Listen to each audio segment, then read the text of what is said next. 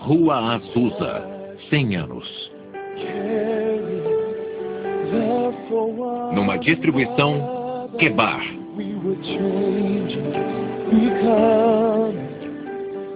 Celebração dos 100 anos do renascimento da Rua Azusa. Versão brasileira, Estúdio Gávea, São Paulo. Como o Pentecostes chegou a Los Angeles, como foi no começo, velhos milagres de Azusa do meu diário. You came to touch, to visit us, and to fill the hearts of men with your fire once again, to heal, to love, to change. Início do avivamento global. It was a season for the fire. Não importa quem venha, deixe o amor fraternal prevalecer. Missão evangélica da fé apostólica. Quando Tim Story e eu começamos a pesquisar o avivamento da Rua Azusa, em 1992, ficamos chocados por a verdadeira história nunca ter sido escrita ou documentada. E agora que as pessoas estão falando de celebrar seu aniversário de 100 anos, pensamos que seria importante saber o que estão celebrando. Cada membro da igreja que seja carismático ou pentecostal tem suas raízes do avivamento da Rua Azusa e, mesmo assim, a maioria das pessoas não conhece sua própria história. Achamos que é importante a história ser contada e compartilhada com essa geração e passada para nossos filhos e nossos netos. Devemos compartilhar com eles nosso rico legado espiritual que temos com Deus vivo.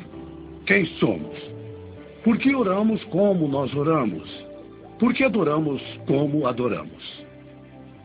Nosso trabalho como produtores e ministros não é só apresentar os fatos históricos, mas colocar carne e sangue e fazer as pessoas da história virem à vida. Torná-las vivas e fazer com que o documentário seja usado para ensinar. Então, esperamos que desperte o interesse para um novo avivamento. As chamas estão sendo acesas pelo Espírito Santo em todo o mundo. Dessas pessoas. Muitas pessoas pensam sobre o avivamento da Rua Azusa e falam sobre falar em línguas. É muito mais que isso. Se falarmos do modelo igualitário que Deus quer que sigamos, tem que ser humilde o suficiente para seguir. Era 1906 e Deus mostrou um modelo para a sociedade que estava muito à frente do tempo. Em 1906, as mulheres dos Estados Unidos não tinham o direito nem de votar. Mas na missão da Rua Azusa, elas tinham posições de autoridade e liderança. Elas eram iguais. Não porque era politicamente correto, mas porque elas queriam fazer isso e ver além. Foram humildes para seguir as instruções de Deus. Em 1906 havia leis pesadas de segregação por toda a sociedade. E ainda assim, Deus mandou um avivamento para negros, brancos, hispânicos, todas as raças reunidas e amadas como uma. Deus mandou as respostas para a integração 50 anos antes de qualquer legislação de direitos civis. Os sábios da igreja apontaram como a maior realização de Deus no século XX. Como um trabalho tão importante de Deus pode ser quase esquecido? Porque a história verdadeira nunca foi realmente documentada ou contada. A história que não foi contada. Estou, de certa forma, chocado por as pessoas saberem tão pouco. Em parte, acho que é porque os historiadores não souberam lidar com isso. Os líderes da igreja não souberam lidar com quem esses pentecostais são. São tão diferentes, são tão estranhos. Trazem perspectivas que são desconfortáveis para nós. E também são, eu acho, questões de classe e raça, sabe? Há questões em que nossa igreja pensa mais facilmente nos brancos, em vez da mistura das cores, negros, mulatos ou de qualquer outra cor. E acho que é importante trazer isso de volta e dizer: espera um pouco, estamos todos nisso juntos. E a história precisa ser contada talvez pela primeira vez da forma correta. Por que é importante agora? depois de 100 anos, trazer essa história de volta à atenção da igreja. Eu acho que é crucial. Aqui está um trabalho de Deus que quase foi esquecido pela maioria das pessoas. Muitas não fazem ideia de quem foi Seymour ou que foi o avivamento da Rua Azusa. Agora, de acordo com as últimas estatísticas, há mais de 600 milhões de carismáticos e seguidores de Pentecostes. Somam mais de 600 milhões de pessoas. Eu cresci em uma igreja pentecostal afro-americana, classe média. Fomos educados de acordo com a tradição, mas nunca soubemos nada sobre o avivamento da Rua Azusa e eu nunca ouvi falar de Seymour. Seymour era afro-americano e as pessoas que deveriam contar a história são os afro-americanos. Primeiro, muito de nós não sabíamos e segundo, não dávamos nenhum valor e não sabíamos como articular. Então, apelamos para os brancos. Significado histórico. Sidney Armstrong, da Universidade de Yale, uma vez disse que William J. Seymour exerceu mais influência do que qualquer outro líder afro-americano na história dos Estados Unidos. E na revista de História Cristã, William J. Seymour foi listado como um dos maiores líderes cristãos do século XX inteiro. Quando a revista Time fez uma edição especial sobre os 2000 anos de cristianismo, a Rua Azusa foi citada como um dos maiores eventos nesses 2000 anos de fé. Espera um pouco, nós deixamos passar uma grande história aqui, que teve um grande impacto. Precisamos ver isso de forma mais séria. Não tem como exagerar a importância histórica do avivamento da Rua Azusa. A igreja nunca mais será a mesma pelo que aconteceu no avivamento da Rua Azusa.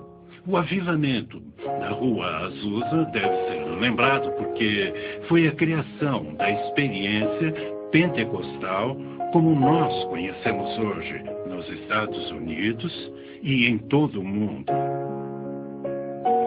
A experiência dos Atos dos Apóstolos se tornou viva. Não era só uma coisa que as pessoas liam. Porque depois de Azusa, tornou-se uma experiência real. E estes sinais seguirão aos que crerem. Em meu nome expulsarão os demônios, falarão novas línguas, pegarão nas serpentes e porão as mãos sobre os enfermos e os curarão. Marcos 16, 17 e 18.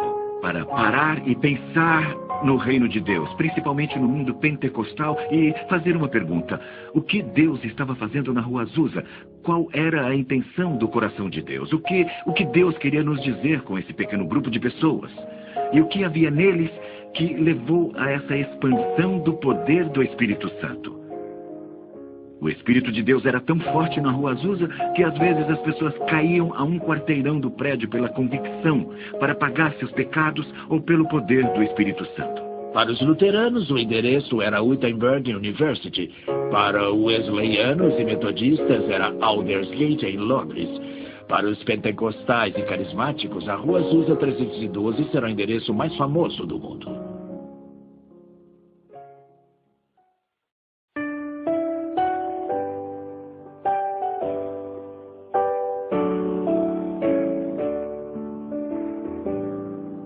Oração atendida.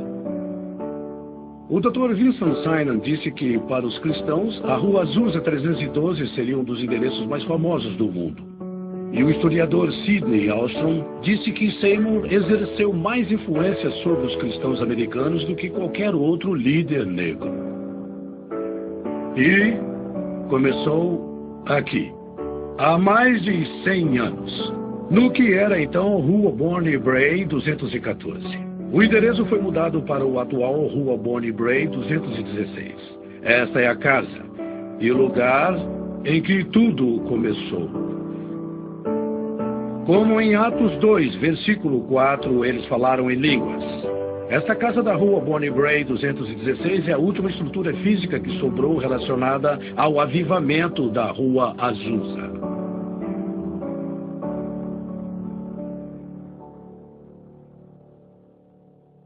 Os encontros noturnos das orações de Seymour continuaram enquanto o espírito surgia e ia embora.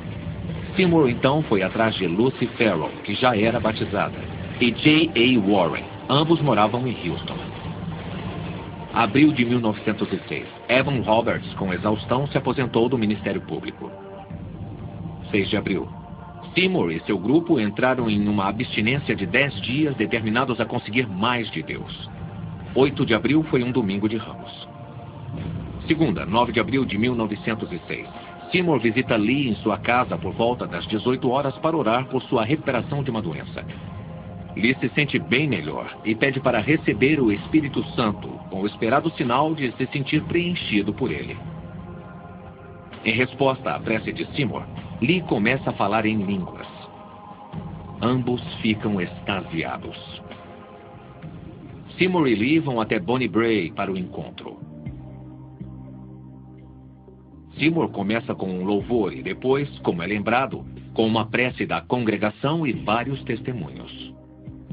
E todos eles foram preenchidos pelo Espírito Santo. Amém, Jesus, amém. E eles começaram a falar em línguas. Isso. Amém, Jesus. Ele começa um sermão que jamais seria esquecido, anunciando o texto de Atos 2:4. E todos ficaram cheios do Espírito Santo e começaram a falar noutras línguas, conforme o Espírito lhes concedia que falassem. Preencha o Pai! Amém, Jesus. Preencha o Pai! Lee levanta os braços, abre a boca e surpreende a todos falando em línguas. O grupo todo se ajoelha falando em línguas, enquanto a irmã e o irmão, companheiros de Seymour, chamavam o Deus de Espírito. Quando a filha entrou na sala, um jovem estava na varanda profetizando.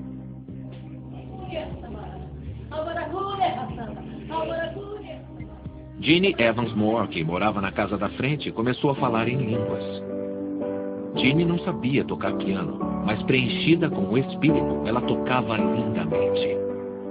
E com uma linda voz, incrivelmente, cantou em 6 línguas estrangeiras, com interpretação. Esses dons, de línguas, de cantar e tocar, continuaram até o fim de sua vida. Aquele piano está na casa de Bonnie Brae até hoje.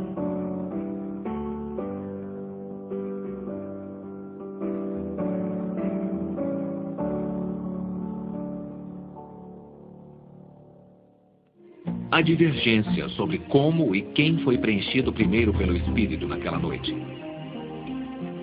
Alguns registros dizem que Lucy Farrell, de Houston, orou e colocou as mãos nas pessoas. Outros dizem que o garoto foi o primeiro. Mas todos os registros concordam que aconteceu naquela noite, segunda-feira, 9 de abril de 1906. Filmagem de 1992. Como foi que você se envolveu? Eu quero entender a história. Eles quase tiraram a casa de nós, então você se envolveu e ajudou a salvar esse lugar histórico, não é isso? Sabendo que eu era escriturário, nós não sabíamos o que eles planejavam fazer. E descobrimos que eles planejavam derrubá-la e construir um prédio de apartamentos. Isso é incrível, porque quando nós falamos de história da igreja, você acha que a maioria dos cristãos vão saber o que realmente aconteceu? E isso é parte da nossa herança. Eu me envolvi porque achei que era uma coisa necessária de se preservar, uma das últimas relíquias da igreja. Essa é a última coisa física de que temos conhecimento do antigo avivamento de 1906. Art Glass interviu para impedir que a casa de Bonnie Brae, agora um museu, fosse demolida. É a única estrutura que sobrou do avivamento da Rua Azusa. Dr. Art Glass, 13 de outubro de 1938 a 8 de março de 2004. Obrigado, Art. Little David, play on your harp, hallelujah, hallelujah. David, play on your harp, hallelujah. David, play on your harp, hallelujah, hallelujah. David, play on your harp, hallelujah.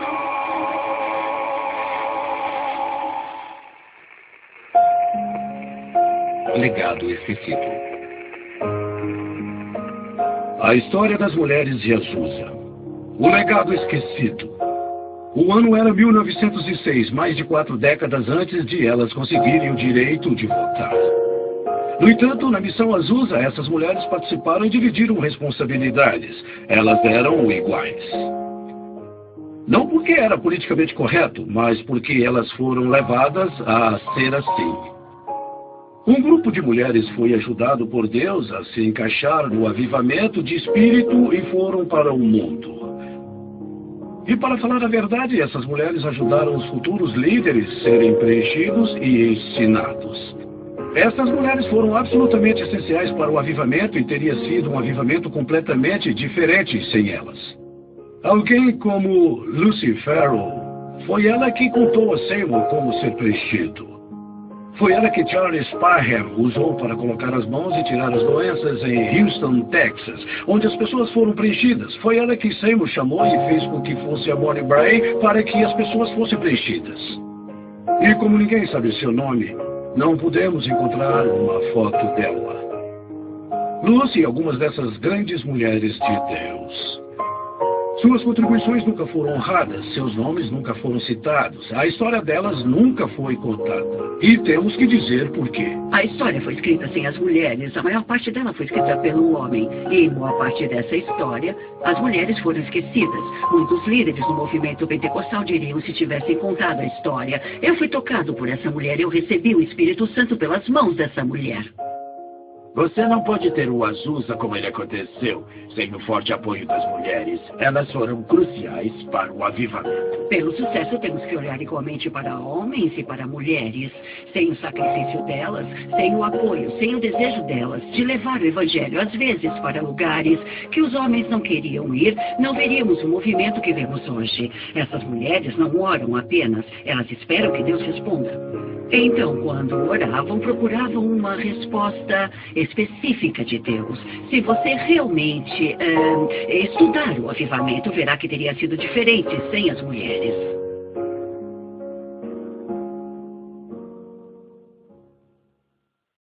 Posso dizer que, pela história, os hispânicos, assim como negros e brancos, também dizem que a Rua Azusa faz parte da história deles. Também faz parte do DNA deles. A mistura de Deus.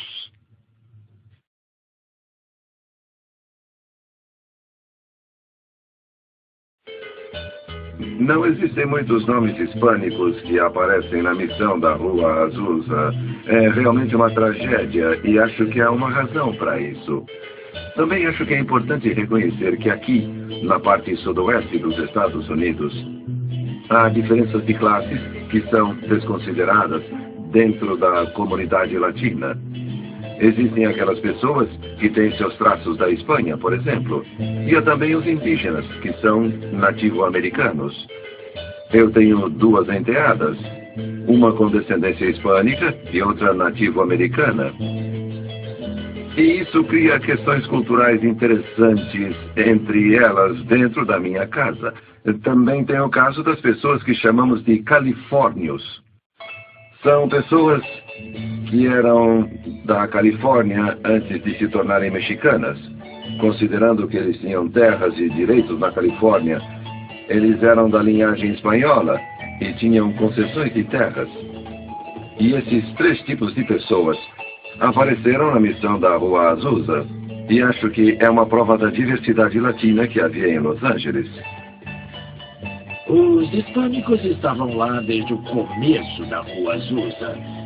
Algumas pessoas acham que a primeira pessoa salva no Azusa foi um hispânico católico que estava trabalhando na reforma do prédio. Ele foi salvo.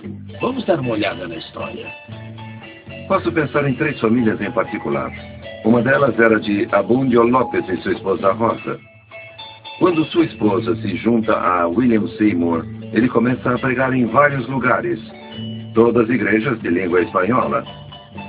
Primeiro podia-se encontrá-lo na San Fernando Road, e em um lugar chamado God's Detective Mission, um nome estranho para uma igreja, mas segue as diretrizes e foi claramente criada para atender às necessidades de trabalhadores de língua espanhola. Depois, ele passou a pregar em uma igreja chamada Apostolic Faith. Então, obviamente, ele captou a essência com William Seymour, mas era uma igreja apostólica de língua espanhola. A alguns quarteirões da missão da Rua Azusa. Ele era claramente um imigrante mexicano. Depois temos as pessoas chamadas califórnios. Conhecemos o nome A.C. Valdez, Alfred Valdez, que se tornou evangelista internacional. Ele tinha 8 anos de idade quando sua mãe, Suzy, o levou à missão da Rua Azusa. Então, A.C. Valdez se tornou um evangelista internacional. Mas eles são califórnios. Podem traçar suas origens de quando Cortés veio à Califórnia e começou a estabelecer a cadeia de missão. O tataravô de A.C. Valdez foi um dos soldados de Cortés. Ele veio e se estabeleceu em Ventura, na Califórnia. Um terceiro tem um homem que é mencionado, seu nome ele é Brígido Pérez. Ele vem, é um jovem, ele é solteiro e acho que provavelmente é um integrante mexicano que vem para os Estados Unidos e encontra trabalho. Quando ele é batizado, decide que não pode ficar parado, tem que fazer alguma coisa. E sei que depois ele vai para o México, então temos vários nomes de latinos no período de 1906 a 1909 que fizeram uma diferença significativa. Há outros nomes que aparecem especialmente no movimento apostólico. Ele vai trazer nomes, mas essas pessoas não aparecem até 1910, 1913, 1914. George Montgomery foi um investidor no mercado de ações. Ele tinha um lugar na Bolsa de Valores de São Francisco e era um homem muito rico. Tinha minas de ouro no México e usou essas minas para financiar os ministérios.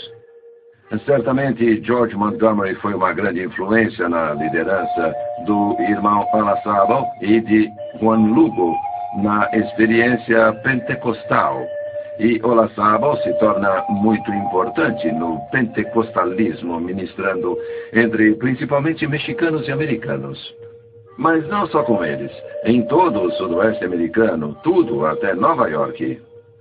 Ele funda o Ministério Latino de língua espanhola, com a tradição pentecostal. Ele faz um trabalho maravilhoso. Acho que é importante lembrar quem ele é. Juan Lugo trabalha com cana-de-açúcar no Havaí. Fica sabendo o que está acontecendo aqui e é resultado do trabalho que George Montgomery tem feito com pentecostais.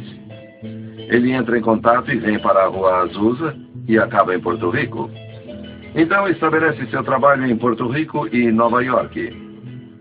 Então estamos falando de pessoas que podem não ter passado muito tempo na missão, mas eram muito próximos dessas pessoas que foram participantes da missão da Rua Azusa. Há uma espécie de ligação.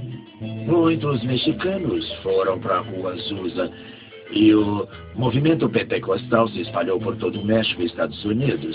Logo depois da Rua Azusa, grandes movimentos. Depois pela América do Sul, que agora em alguns países da América do Sul, como Guatemala, o pentecostalismo atinge cerca de 40%. No Chile, cerca de 30%. No Brasil, provavelmente 10% ou 30%. Então, a América Latina é cenário da explosão de crescimento do pentecostalismo pelo mundo. Grandes quantidades de grandes igrejas do mundo estão na América do Sul. Então, o espanhol se tornou língua de comunicação dos pentecostais por todo o mundo, seja lá onde ela é falada.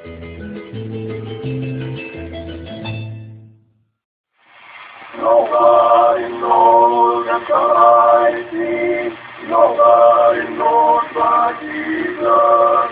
Nobody knows the Almighty. Glory, hallelujah.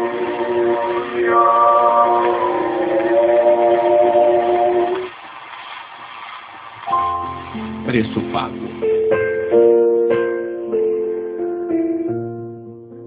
Nenhum movimento enfrentou tanto preconceito e oposição quanto a missão da Rua Azusa. Os artigos de jornais eram racistas, acusatórios. Falavam dessas pessoas como se elas fossem loucas, malucas. Usaram a palavra com P. Foram muito racistas. Elas eram frequentemente atacadas fisicamente e se elas mostrassem alguma ligação com o avivamento, jogavam legumes nelas, derrubavam suas tendas e às vezes suas casas eram queimadas. Se as mulheres eram pegas falando em línguas na esquina, eram presas como pessoas insanas. E muitas vezes as mulheres eram ridicularizadas pela imprensa.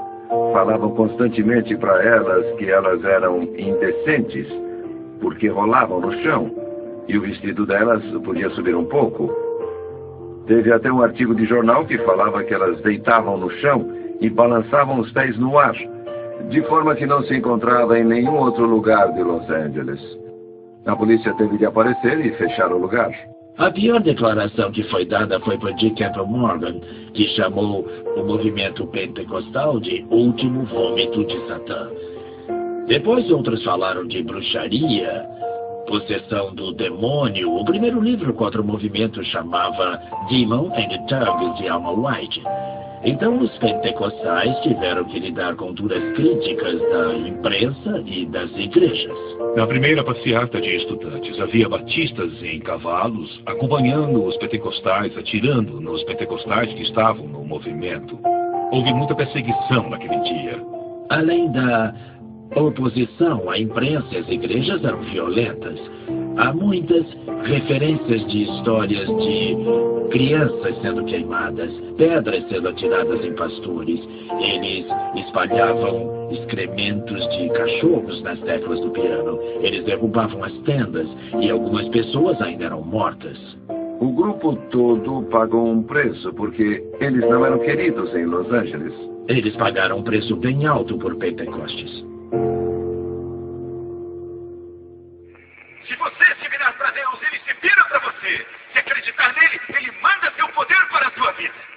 Que o diabo tire suas mãos da propriedade de Deus. Oh, I know the Lord. I know the Lord. I know the Lord laid his hands on me. Oh, I know the Lord. I know the Lord. I know the Lord laid his hands on me. Down on my knees when the lights are high. I know the Lord laid his hands on me. I thought my soul was alive and fly. I know the Lord laid his hands on me. Oh, I know the Lord. I know the Lord. I know the Lord laid his hands on me.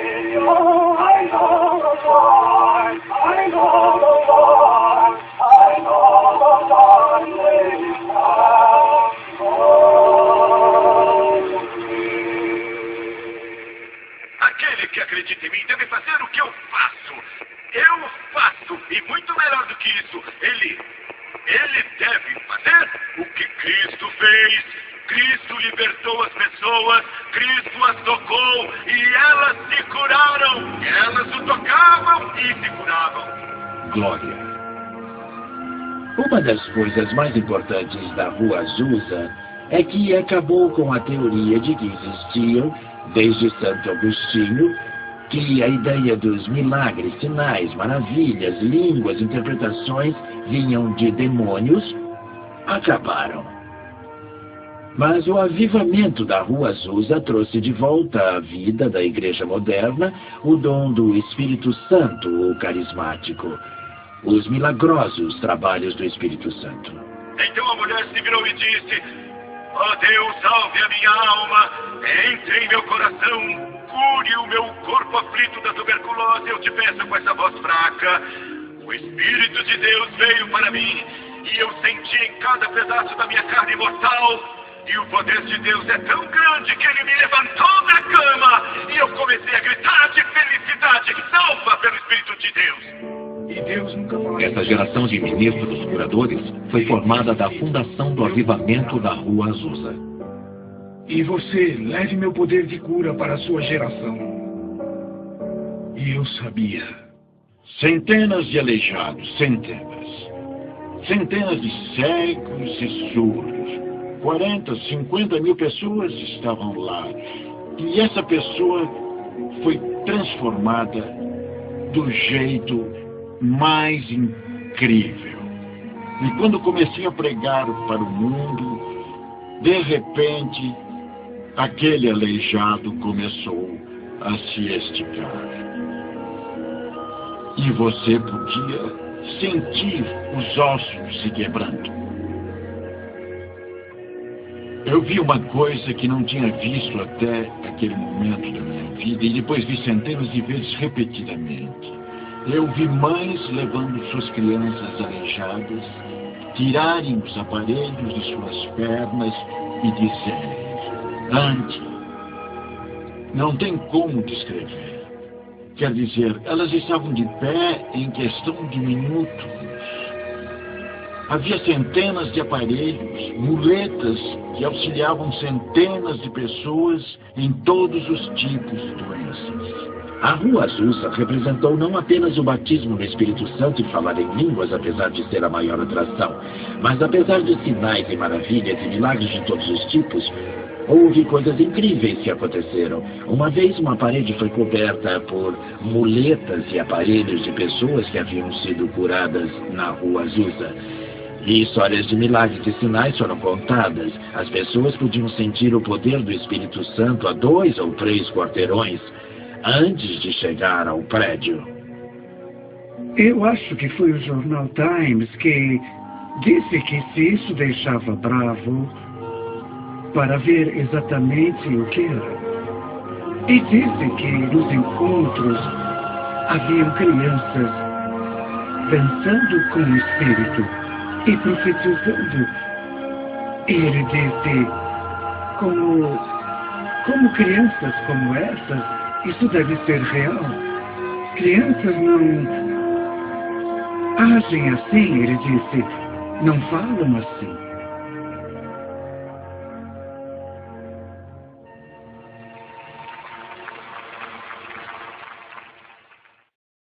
Foi um grande movimento cultural. Tinha muito a dizer aos líderes da sociedade, tinha muito a dizer aos líderes contemporâneos da igreja. O que temos a oferecer hoje, o que nós temos que seja único. Nós parecemos com as igrejas do resto do mundo. Compromisso.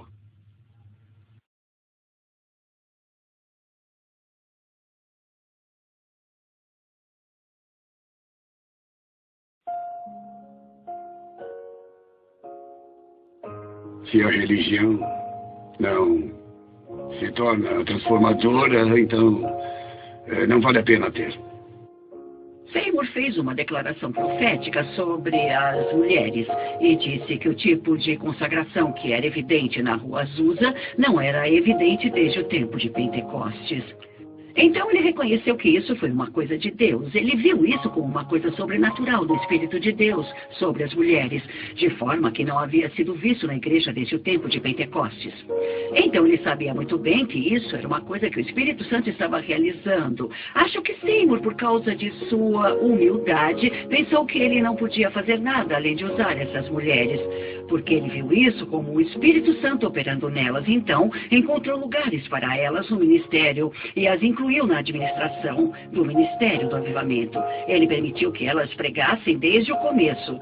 Ele olhava para as pessoas como Farrell, como sua colega no ministério. E, na verdade, ele a chamou quando as coisas estavam ficando difíceis no avivamento.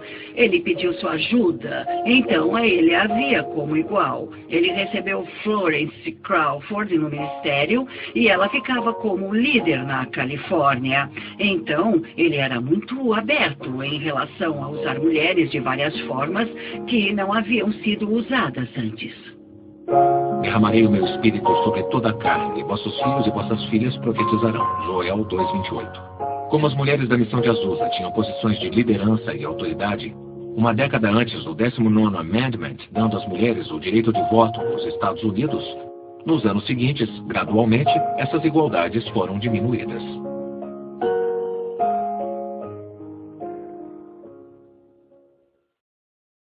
Se há uma fraqueza no pentecostalismo, é que deixamos a cultura ao nosso redor nos espremer no molde dela, quase em oposição a Romanos 12:1-2, sobre não se conformar em relação ao mundo. Mas o mundo, de certa forma, nos colocou em um modelo e disse, vocês não podem ser assim, não devem ser assim.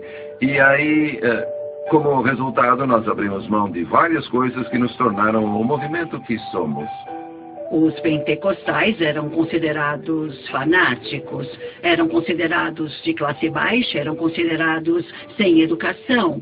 E eles queriam algum respeito. Um dos preços que se tem que pagar pelo respeito é que você tem que incluir as mulheres. Isso era conhecido como uma operação que dava às mulheres liberdade, que era nova e desconhecida. Então, se vamos ser respeitados, nós temos que incluir as mulheres. Nós fomos profundamente influenciados dentro do pentecostalismo pelo movimento evangélico. Os evangélicos foram o primeiro grupo de cristãos que deram qualquer atenção às igrejas pentecostais como igrejas cristãs sólidas. No começo éramos vistos como frios, éramos vistos como céticos, éramos vistos como pessoas que deveriam ser marginalizadas da sociedade.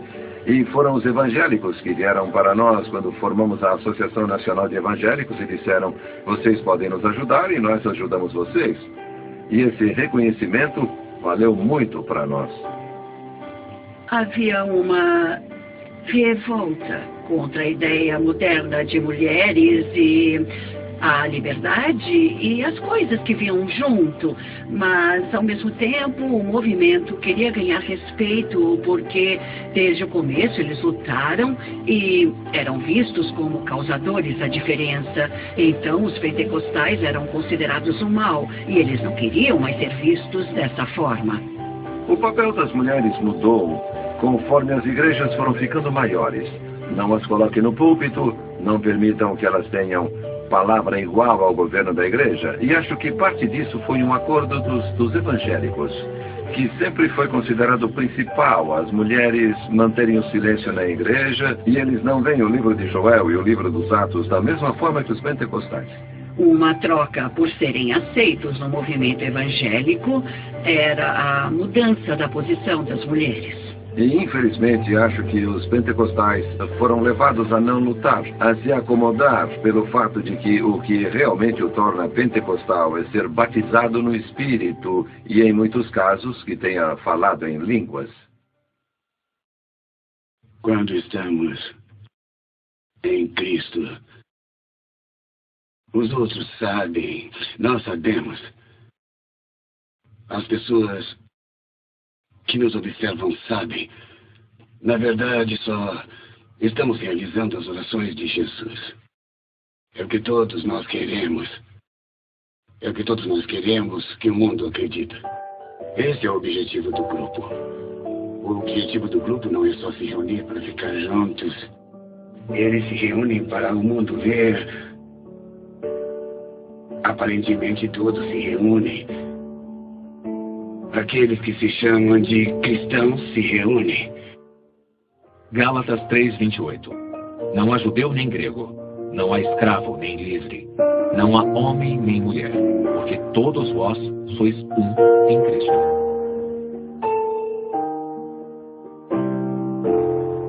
Nas missões Azusa, Deus deu a resposta à segregação 50 anos antes da legislação dos direitos civis.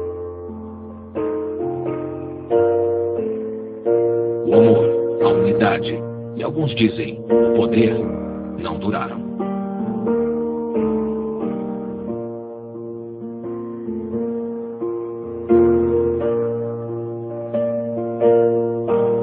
Porque o homem entrou no caminho.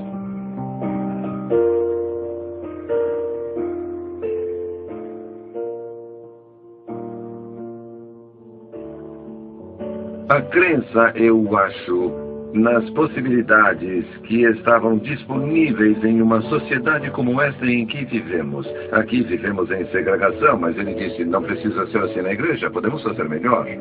E certamente isso nos tornou uma só família, somos irmãos e irmãs, e não há razão pela qual não possamos contribuir uns com os outros. E foi uma experiência rica. Acho que, se você ler, por exemplo, do jeito que Frank Bartleman fala sobre a missão e os tipos de experiência que aconteceram lá, e o jeito como as pessoas se tratavam, como oravam umas pelas outras, como elas se abrigavam, se alimentavam, como se abraçavam, beijavam, você sente que aqui elas realmente criaram uma família em que todas as pessoas eram iguais, só as pessoas do lado de fora não conseguiam enxergar isso. Então, nesse momento de segregação total e grande luta racial, o senhor enviou esse grande avivamento, liderado por homens negros. Então, sinto que o senhor estava tentando mostrar o caminho para resolver os problemas raciais que a nação enfrentou nos anos seguintes. E os próprios pentecostais, mesmo naquela época, em um momento lindo de adoração racial. Uma das grandes histórias é de C.H. Mason, fundador da Igreja de Deus em Cristo, e uma vez, mais de 350 pastores brancos se juntaram à Igreja de Deus em Cristo com Mason. E os brancos eram liderados por bispos negros, o que era impensável na época. Esse foi um dos grandes milagres do Pentecostes. Acho que posso dizer pela sua história que os filhos de Deus, como grupo, eram adoradores da Igreja de Deus em Cristo. Saíram de suas igrejas, a de Mason, para começar sua igreja em 1914. Isso é uma coisa de que as pessoas não falam muito, mas acho que os fatos dizem isso. E acho que a Igreja de Deus em Cristo sempre soube disso. Mas é uma coisa que temos que enfrentar como fato da história. Aqui está uma denominação que existiu e foi de fato legalmente incorporada de acordo com as leis do Estado e registros do governo federal. E isso significava que qualquer um que fosse ordenado por eles podia conseguir redução de impostos, cerca de 50% da taxa normal. E como resultado as pessoas pensavam, é um ótimo lugar para ir, temos de ir em encontros eventuais, não temos de pagar muito. É uma decisão muito pragmática. Pastores brancos frequentavam a igreja de Mason, que oferecia a eles ordenação, licença e permissão para abrirem filiais da Igreja de Deus em Cristo. Durante esse período de 1907 a 1914, houve muita discussão sobre essa coisa dos brancos. E pouco de agitação. Devemos ficar aqui? Como vamos tolerar essa coisa de negros? Nós somos brancos, vivemos sob as ordens de Mason e é difícil se integrar à segregação. Todas essas coisas surgiram. Bom, as comunidades foram rígidas em relação aos negros e brancos, fazendo adoração juntos. E eles caçoavam dos pastores brancos que trabalhavam segundo os bispos negros. A cultura está sofrendo claramente um impacto. Os brancos finalmente saem e vão a uma assembleia em Hot Springs em abril de 1914 e formam uma união com pessoas da Rua Azusa, de Indianápolis, de Ohio e arredores e de Colorado. Eles formaram a Assembleia de Deus. O que isso significa é que eles não podem ser vistos como filhos rebeldes dessa igreja-mãe que é Deus em Cristo. Você pode ver isso de certa forma como separação racial. Eles acharam que isso era bom porque os brancos podiam evangelizar melhor os brancos e negros podiam evangelizar os negros. Foi a desculpa que arranjaram. E eles precisam voltar e dizer, nós devemos a essas pessoas. Eles nos abrigaram em tempos difíceis, eles nos deram espaço, reconheceram a entrada de Deus em nossas vidas. Poderíamos ter trabalhado com eles se quiséssemos driblar a cultura e driblar o sistema, mas decidimos não fazê-lo e como resultado falhamos em espalhar a palavra e a mensagem de que todos são normais diante dos olhos de Deus e certamente na plenitude do Espírito. E todas essas coisas resultaram da nossa falta de vontade de pagar esse preço naquele tempo sobre aquele determinado assunto. Depois de 1924, os pentecostais brancos e negros tinham vidas separadas, mundos separados. Em 1948, quando os pentecostais brancos se juntaram à Associação Nacional de Evangélicos, os negros não foram convidados. Então eles formaram uma associação de igrejas pentecostais da América, que era toda branca em 1948. Então tinham os brancos e negros em mundos totalmente separados. Isso foi criticado no mundo todo. Movimentos europeus e anti-americanos acharam que isso era uma tragédia na igreja americana. Os pentecostais foram criticados por mandar dinheiro para a África, mas não por fazer nada por negros nos Estados Unidos. E essas críticas começaram a ferir. Temos um problema. E há uma raiz incrível nesse problema. E sabe onde começa? Começa na liderança, infelizmente. E até que a liderança queira verdadeiramente atingir a redenção, não só em palavras, mas no espírito do ecumenismo. Certo? Onde está? Está em uma declaração organizacional? Mas onde está na realidade? A tendência é distanciar de onde começamos, no sentido de esquecer o preço que essas pessoas pagaram para tornar possível que todos os homens e mulheres realmente formassem um sacerdote que todos acreditassem e não fosse só teoria. Quando vemos as separações dos homens, de raças, do corpo de Cristo, eles nos veem em caminhos bem diferentes, lutando no corpo de Cristo, e os esforços, esse tipo de coisa, eles usam isso como uma desculpa para não acreditar. Eu acho que a Rua Azusa é um exemplo claro de pessoas superando seus interesses pessoais por uma coisa que importa: ser preenchido por Deus, pelo Espírito. E isso é o começo de uma mudança. Isso me parece ser o começo de uma mudança radical. E a mudança pode vir, mas precisamos de mudanças radicais. Precisamos de objetivos e modelos. E é hora da igreja ir atrás disso.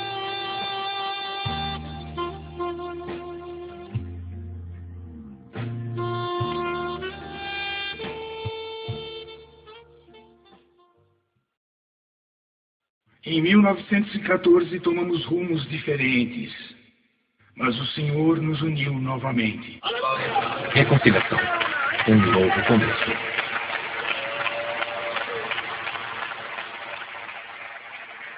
Foi chamado de O Milagre de Mênfis.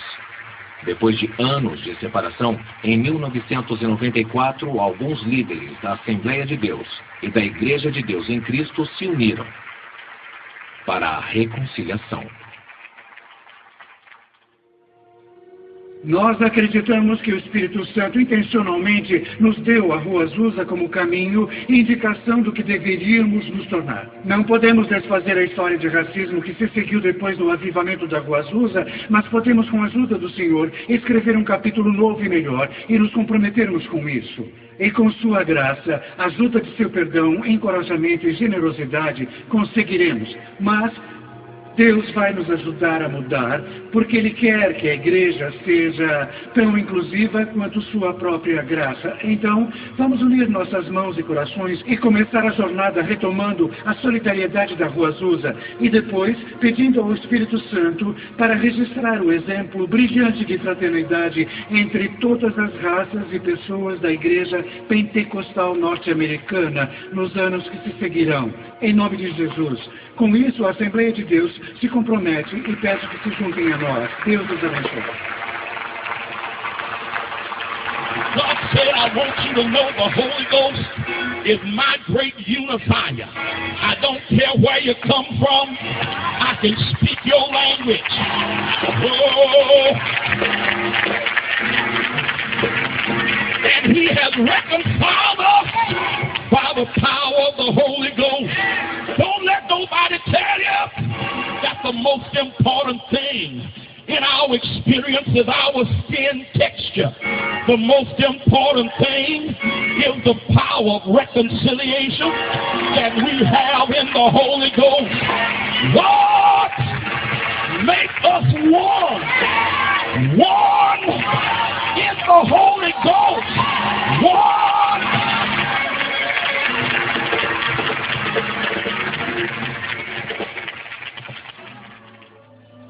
O que aconteceu não foi só para as duas comunidades, mas foi simbólico para todos os crentes. Em uma reunião subsequente, falaram em línguas. O Senhor tinha muito a dizer. O pastor Jack Hayford fez a interpretação.